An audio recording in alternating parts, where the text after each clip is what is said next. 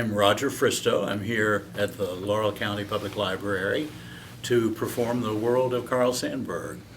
It's a solo show that I've sort of developed myself from a script by Norman Corwin, who wrote it for three people, actually. And the first time I did it was 40 years ago. I did it with two other people. I've done it in combinations of 4 and 3 and 2. And this is the first time I've actually done it solo. So what sparked your interest to do it again?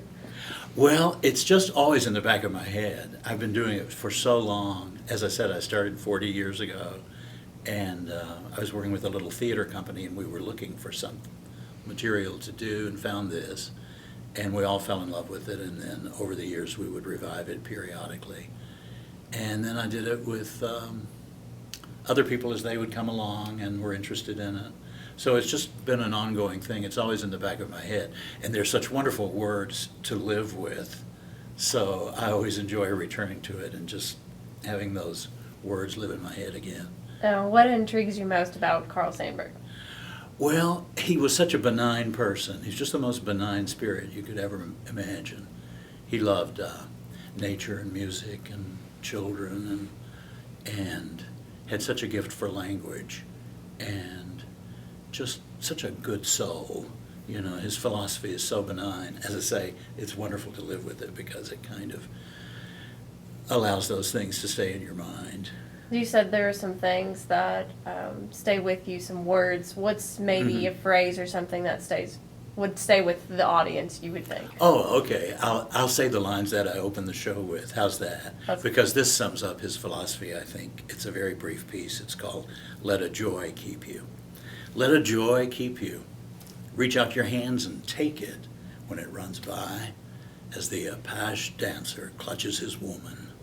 I've seen them live long and laugh loud, sent on singing, smashed to the heart under the ribs with a terrible love. Joy always, joy everywhere. Let joy kill you. Keep away from the little deaths. Keep away from the little deaths. Very nice. It's a beautiful piece, isn't it? So tell the audience just a little bit about yourself, where you're from, what your past theater experience has been, and what you're up to now. Oh, okay. Well, I was born in Paducah, Kentucky, and I moved to Louisville in the late 1960s, and that's when I started theater work in Louisville. And I worked on the community theater and the semi-pro level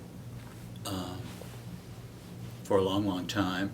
Then I was hired as the film critic for the Courier-Journal in Louisville. So during that period, I also reviewed local productions. So they frowned on my participating. So I had to give up theater for the time that I was at the Courier, and I really missed it, but I love that work too. But once I retired, then I was able to return to theater. So I'm retired from the Courier-Journal. But I write for Turner Classic Movies. I'm a great old movie buff, and so that work is fun to me. Don't tell them this, but I would do it almost if they didn't pay me.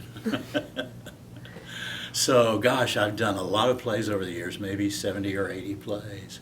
And just in recent years, I've had some really terrific roles that I was so excited to get to do. I played George in Who's Afraid of Virginia Woolf, and King Henry in The Lion in Winter, Dr. Dysart in Equus, and Sidney in Death Trap. A lot of the roles that I'd always wanted to do. People kid me that I've gone through my bucket list now, so what's left? You know, I've played most of the roles that I really, really wanted to do. But there will always be new ones that turn up, you know. And I love returning to the World of Carl Sandburg. That's my mainstay. I do it every few years, and you know, I'm 40 years older now, so the way I look at it is different, and it has a different meaning to me now than it did when I was somewhat younger.